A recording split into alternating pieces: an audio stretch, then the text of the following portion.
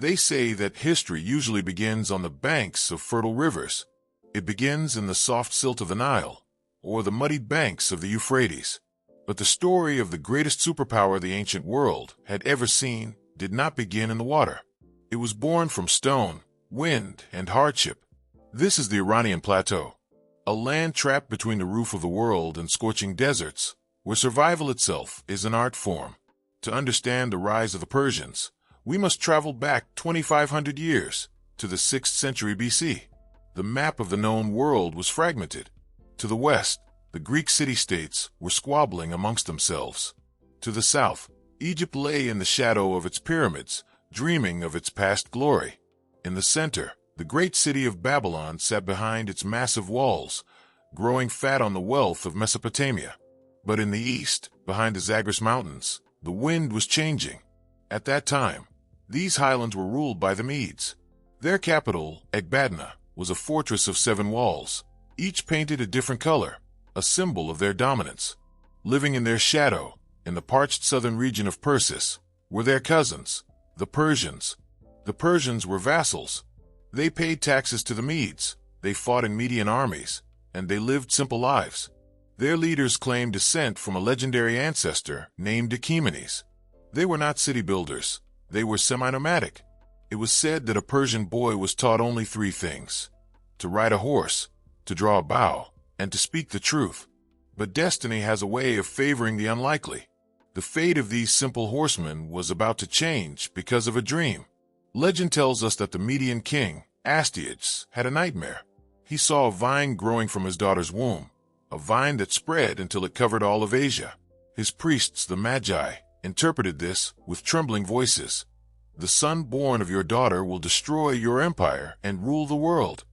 Terrified, the king tried to cheat fate. He married his daughter not to a Mede noble, but to a Persian prince, a man he considered quiet, submissive, and inferior. He thought this would dilute the royal blood. He was wrong. From that union, the architect of the ancient world was born, Cyrus. Cyrus the Great, or as his people called him, Koresh. History remembers him not merely as a conqueror, but as a father. But to become the father of an empire, he first had to raise his sword against his own grandfather. By the year 553 BC, Cyrus was no longer a child. He had united the scattered Persian tribes under a single banner. The yoke of Median rule had become too heavy to bear. Cyrus did the unthinkable. He challenged the superpower of his age. The rebellion began. It was a war that lasted 3 years, a struggle that seemed like David fighting Goliath. The Median army was vast, well-equipped, and disciplined.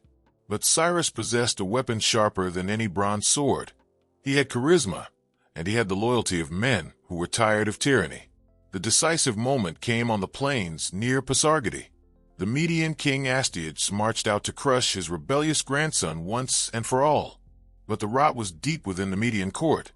Harpagus, the king's own general, harbored a deep grudge against Astyages. In the heat of battle, Harpagus defected. The Median lines crumbled not from Persian force, but from internal collapse. Astyages was captured by his own troops and handed over to Cyrus. When the dust settled in 550 BC, the world had shifted on its axis. The Median Empire was gone. In its place rose the Achaemenid Empire. And here, Cyrus did something that confused the ancient world. Upon entering the Median capital of Ecbatana, he did not burn it.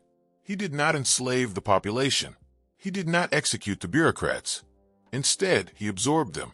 He told the Medes, "I am your king now, but your lives will continue." He merged the Median and Persian nobility.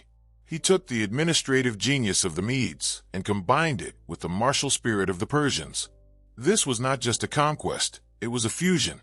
With his home front secure, Cyrus turned his eyes outward. He moved west, conquering the wealthy kingdom of Lydia in modern-day Turkey, bringing the Persians to the shores of the Aegean Sea. He marched east, deep into Central Asia, securing the borders against the nomadic tribes of the steppes. But the greatest prize of all lay to the south, the jewel of the world, Babylon.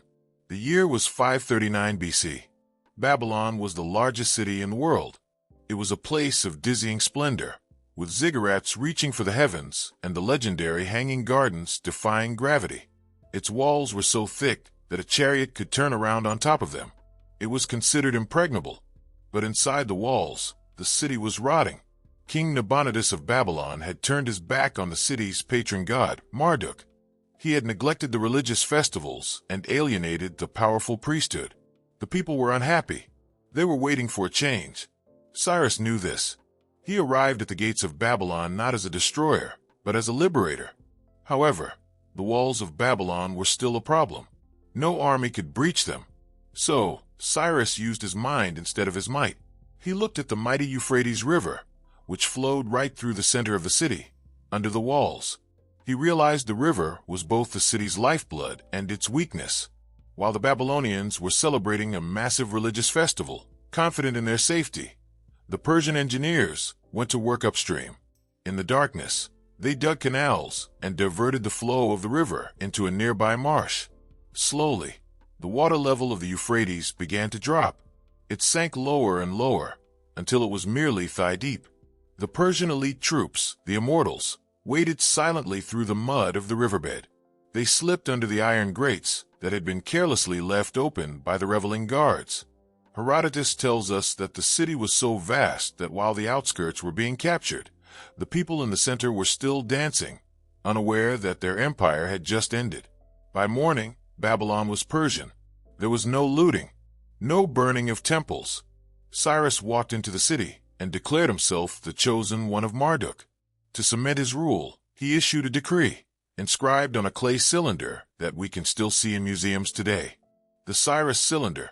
It is often called the first charter of human rights. On it, Cyrus declared, "I am Cyrus, king of the universe. I entered Babylon in peace. I did not allow anyone to terrorize the land. I returned the statues of the gods to their shrines and gathered the displaced people and returned them to their homes." Among those displaced people were the Jews. For decades, they had been captives in Babylon, weeping by the rivers, remembering Zion. Cyrus opened the gates. He allowed them to return to Jerusalem and even provided funds to rebuild their temple. This act of benevolence earned him a unique place in history. He is the only non-Jew in the Bible to be referred to as a Messiah, or Anointed One. Cyrus had built an empire that stretched from the Mediterranean to the Indus River. He had created a model of tolerance that the world had never seen. But even the King of Kings is mortal. His end would not come in the comfort of a palace, but on the battlefield, fighting the fierce warrior Queen Tamaris in the wild steppes of the north. The sun was setting on the first great chapter of the empire, but the story was far from over. When a giant tree falls, it shakes the earth. When Cyrus the Great died in 530 BC, the shock waves were felt across the known world. He left behind a legacy that seemed impossible to match, and he left it to his son, Cambyses II. To be the son of a legend is a heavy burden. Cambyses is often remembered by history as a madman, a tyrant who lived in the dark shadow of his father's benevolence. But initially, he was a capable warrior with a singular obsession, finishing what his father had started. Cyrus had conquered the east and the north. Cambyses looked south. He looked to the last great independent power, Egypt. The conquest of Egypt was not just a military campaign. It was a logistical nightmare. To reach the Nile, the Persian army had to cross the Sinai Desert, a waterless wasteland that had swallowed entire armies before. Cambyses, however, showed the Persian genius for planning. He made treaties with the Arabian chieftains, who set up water depots along the desert route using camel trains. The army marched across the burning sands, hydrated and ready. They met the Egyptian forces at the Battle of Pelusium in 525 BC. Here, a story is told by later writers that illustrates the psychological warfare of the Persians. Knowing that the Egyptians revered cats as sacred animals associated with the goddess Batet, the Persian soldiers painted images of cats on their shields. Some accounts even say they drove cats and other sacred animals before their front lines. The Egyptians, terrified of harming their gods, hesitated to fire their arrows. The hesitation was fatal. The Persian line crashed into them, and Egypt fell. The pharaoh was captured, and Cambyses sat on the throne of the pharaohs. But victory in Egypt seemed to poison Cambyses' mind. While in the land of the Nile, stories of his madness began to spread. It is said he mocked the Egyptian rituals. He supposedly stabbed the sacred Apis bull, the living incarnation of a god, in a fit of rage. He opened ancient tombs to stare at the mummies. Whether these stories are true or merely Egyptian propaganda created to slander a foreign conqueror, one thing is certain: paranoia was consuming him. News arrived from back home in Persia. A rebellion had started. But it wasn't just any rebellion. The news was that his brother, Bardia, whom Cambyses thought he had secretly assassinated years ago to protect his throne, had suddenly appeared and claimed the crown. Was it a ghost? An impostor? Or had the assassination failed? Consumed by fear and rage, Cambyses mounted his horse to ride back to Persia to crush the usurper. But he never made it. According to the records, he died of a mysterious infected wound in his thigh, accidentally inflicted by his own sword while mounting his horse, or perhaps by an assassin's blade. He died in Syria, leaving the empire leaderless, with a mysterious impostor sitting on the throne. The house of Cyrus was on the brink of extinction. The year was 522 BC. The Persian Empire was in chaos. The man sitting on the throne in the capital claimed to be Bardia, the son of Cyrus. But the inner circle of the Persian nobility suspected a lie. They believed this man was actually a Magian priest named Galmada, a look-alike who had taken advantage of the real Bardia's secret death to seize power. 7 noble Persian families gathered in secret. Among them was a young, ambitious spear-bearer named Darius. He was a distant relative of Cyrus, but more importantly, he was a man of action. He convinced the other nobles that they could not wait. They had to strike now. In a scene fit for a thriller, the 7 conspirators infiltrated the royal fortress. They fought their way past the guards and burst into the royal bedchamber. In the flickering light of the torches, they cornered the impostor. Darius did not hesitate. He plunged his dagger into the usurper, ending the reign of the false Bardia. When the sun rose, Darius was proclaimed king. But seizing the throne was the easy part. Keeping it was the challenge. The empire saw this coup as a sign of weakness. Rebellions exploded like wildfire. Babylon, Elam, Media, Parthia, Egypt, one by one, the provinces declared independence. The empire Cyrus had built was disintegrating.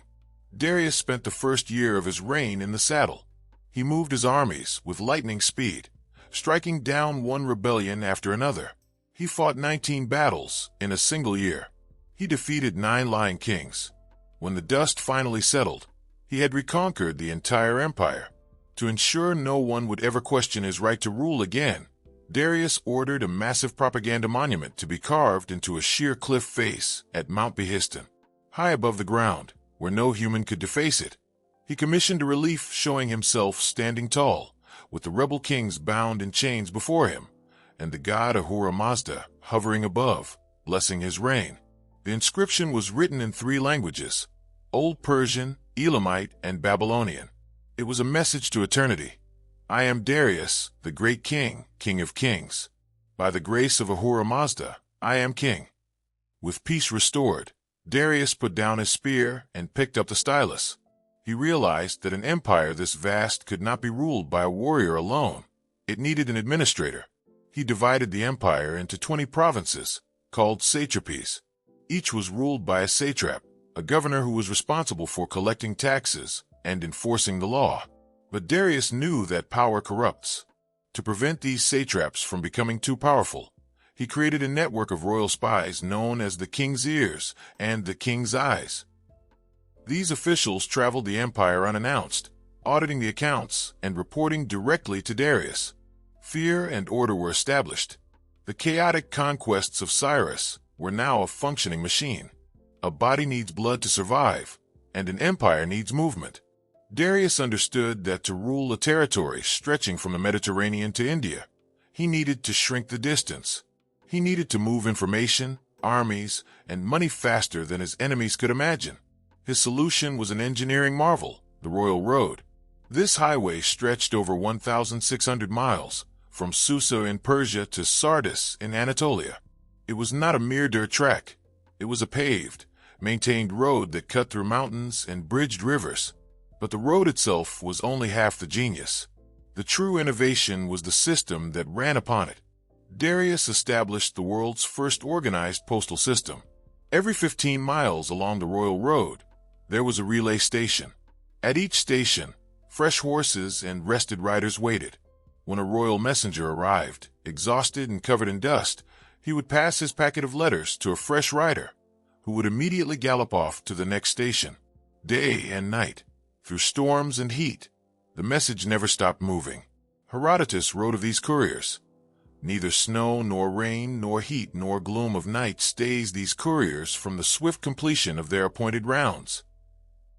A journey that would take a normal traveler 3 months could be completed by the royal post in just 7 days. It was the ancient equivalent of the internet. Darius could hear of a rebellion in the west and send orders to his generals before the rebels had even finished celebrating. But Darius did not just build roads, he built an economy. Before him, trade was a confusing mess of barter and local weights. Darius introduced a universal currency, the daric, a gold coin stamped with the image of the king as an archer. For the first time, a merchant could travel from the Indus River to the Aegean Sea and use the same money. Trade exploded. Standardized weights and measures were enforced. The empire became a colossal free trade zone. He even looked beyond the land. Darius completed a project that the pharaohs had only dreamed of. He dug a canal connecting the Nile River to the Red Sea, a precursor to the modern Suez Canal. Now, Persian ships could sail from the Indian Ocean through the Red Sea, into the Nile, and out into the Mediterranean. The Persian Empire was now wealthy, connected, and efficient. The treasury in Persepolis was overflowing with gold. But in the west, a small, troublesome group of people was starting to cause problems. They were poor, they were quarrelsome, and they lived in rocky city-states across the sea. The Greeks.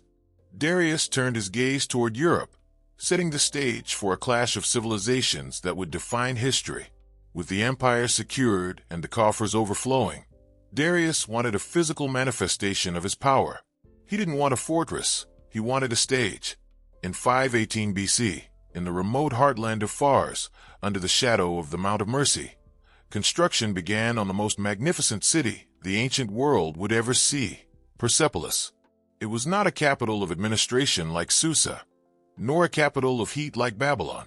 It was the spiritual center of the empire, built for one specific purpose, to celebrate the New Year festival, Nowruz. Imagine approaching it as a traveler 2.5 millennia ago. You climb a massive double staircase, designed so gently that you could ride a horse up the steps. At the top, you are dwarfed by the gate of all nations. Tremendous stone bulls, with the heads of bearded men, stare down at you. An inscription above them reads, "I am Xerxes, the Great King, king of countries containing many kinds of men." This was the message of Persepolis, unity. Unlike the palaces of the Assyrians, which were decorated with reliefs of flayed enemies and piled heads to inspire terror, Persepolis was decorated with images of peace. The walls of the Apadana, the great audience hall, were lined with thousands of meters of stone reliefs showing the procession of nations. In these carvings, we see Ethiopians carrying ivory, Indians carrying gold dust, Scythians offering fine stallions, and Lydians bringing vases. They are not in chains. They are not being dragged. They are holding hands with their Persian escorts, walking in dignity to offer gifts to the King of Kings. It was a stone manifesto of the Pax Persica, the Persian peace. The palace itself was a forest of columns. The roof was made of Lebanon cedar, the curtains of purple dye from Phoenicia, the gold leaf from Sardis. It was a construction project that employed workers from every corner of the known world. And we know from the Persepolis fortification tablets, thousands of clay accounting records found in the ruins, that these workers were not slaves. They were paid. Men, and even women, received wages based on their skill. In an era of slavery, the Persian heartland was built by free hands. But while the kings celebrated unity in Persepolis, a fracture was appearing in the west. The Greek cities on the coast of Turkey, known as Ionia, had been under Persian rule for decades. They were wealthy, but they were restless. In 499 BC, encouraged by tyrants who had lost favor with the Persians, they revolted. This was the Ionian Revolt. It might have been a small local issue, but then the Ionians made a fatal mistake. They asked for help from the mainland Greeks. Sparta refused. but a rising city named Athens sent 20 ships. The rebels marched to the provincial capital, Sardis, and burned it to the ground, destroying a major temple. When the news reached Darius in Susa, he was furious. It wasn't the loss of Sardis that angered him, it was the insult. Who were these Athenians? They were a speck on the map, a primitive people on the edge of the civilized world. Legend says Darius grabbed his bow, shot an arrow into the sky, and prayed to Ahura Mazda for vengeance. He then commanded a servant to stand behind him at every dinner and whisper 3 times, "Master, remember the Athenians." The revolt was crushed, but the insult remained. In 490 BC, Darius launched a punitive expedition. This was not a total invasion, it was a police action. The Persian fleet sailed across the Aegean, landing on a beach near Athens called Marathon. The Persians outnumbered the Greeks, but the terrain was against them. The marshy ground made it difficult for the Persian cavalry, their greatest weapon, to maneuver. When the Greek hoplites charged, running in heavy armor, the Persian light infantry was caught off guard. The Persian line broke. They retreated to their ships. To the Greeks, Marathon was a miraculous victory that saved Western civilization. To the Persians, it was a minor, embarrassing border skirmish. The expedition failed, but the empire was intact. Darius planned a massive return, a true invasion to burn Athens to ash. But time ran out. The great king died in 486 BC, leaving the throne and his vendetta to his son Xerxes. Xerxes was not like his father. He was less of an administrator and more of a monarch who felt the weight of divine expectation. He inherited a simple mission: punish Athens. For 4 years, the entire empire mobilized. This was no longer a police action. It was the movement of a continent. Herodotus claims the army numbered in the millions, drinking rivers dry as they marched. While this is an exaggeration, modern historians estimate Xerxes commanded perhaps 200,000 soldiers, a force larger than anything Europe had ever seen. The engineering feats were staggering. To cross the Hellespont, the narrow strait separating Asia from Europe, Xerxes ordered a bridge of ships to be built. When a storm destroyed the first bridge, Xerxes famously flew into a rage. He ordered the sea to be whipped 300 times with chains and branded with hot irons. It was a display of hubris, or perhaps a ritual to show his soldiers that even nature was subject to the King of Kings. The second bridge held, and the army marched into Europe for 7 days and 7 nights without pause. The Greek response is the stuff of legend. At the narrow pass of Thermopylae, a small Greek force led by 300 Spartans held off the massive Persian army for 3 days. Their sacrifice became immortal, but it did not stop the tide. The Persians stepped over the Spartan bodies and marched south. Athens was evacuated. Xerxes walked into the empty city. He did what his father had promised. He burned the Acropolis. The temples of the Athenians went up in flames. The insult of Sardis was finally repaid. From a military standpoint, Xerxes had won. He held most of Greece. But the war was decided not on land, but at sea. At the Battle of Salamis, the large, heavy Persian ships were lured into a narrow strait where they couldn't maneuver. The smaller, agile Greek triremes smashed them to pieces. Xerxes watched from a golden throne set up on a cliff, witnessing his navy, the lifeline of his army, being destroyed. Without the navy to supply food for his massive army, Xerxes could not stay. Fearing that the Greeks might destroy the bridge at the Hellespont and trap him in Europe, he took the bulk of his forces and retreated to Asia. He left a general behind to finish the job, but the momentum was lost.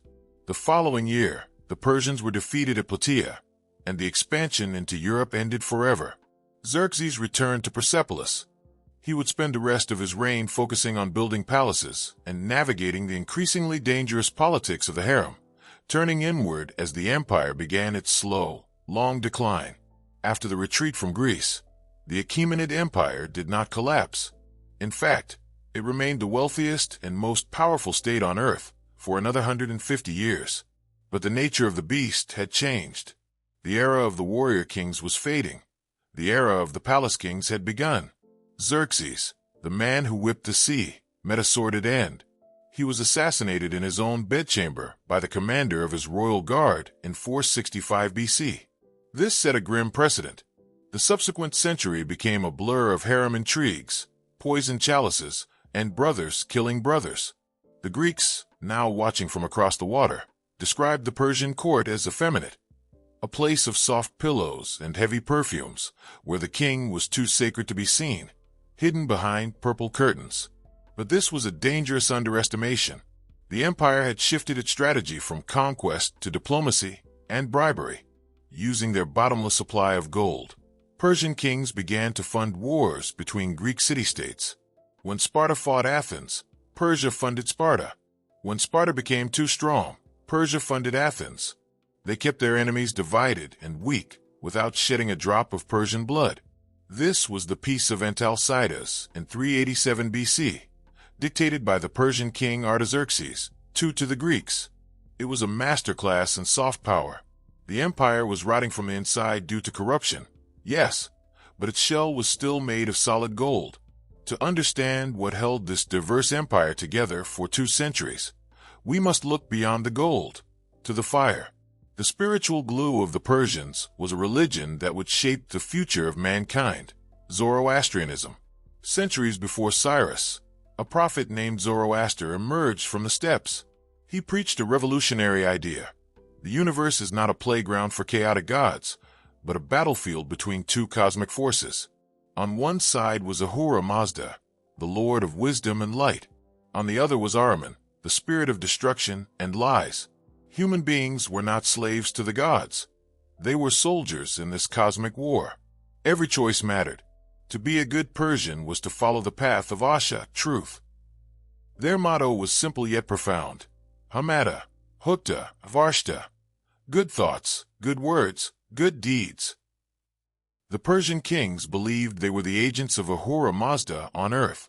Their rule was valid only as long as they upheld the truth. This religion introduced concepts that would later bleed into Judaism, Christianity, and Islam. The idea of a final judgment, of a heaven and a hell, of a savior who would come at the end of time, and the ultimate victory of good over evil. The fire temples that dotted the landscape were not for worshiping fire itself, but for focusing on the purity that fire represented.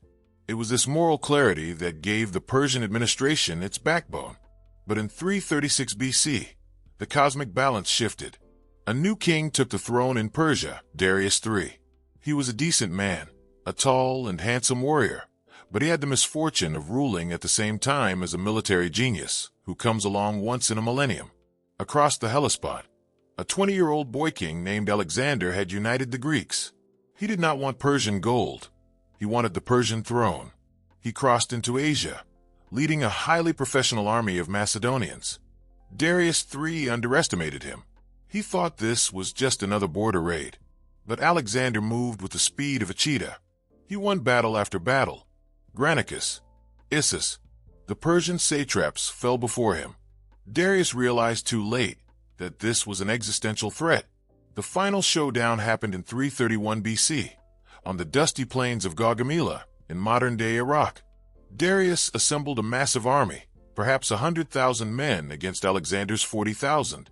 He flattened the ground to allow his scythe chariots with blades attached to the wheels, to mow down the Greek phalanx. But the Macedonian phalanx was an unstoppable wall of pikes, and Alexander's cavalry tactics were brilliant. In the heat of the battle, Alexander spotted a gap in the Persian line. He charged directly at Darius's chariot.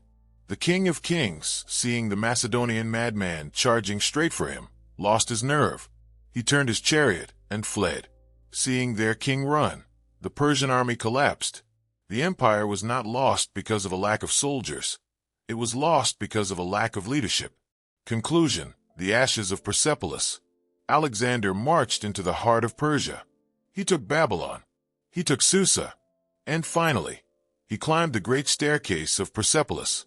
The Macedonian soldiers, rough men who had marched thousands of miles, stared in awe at the palace of all nations.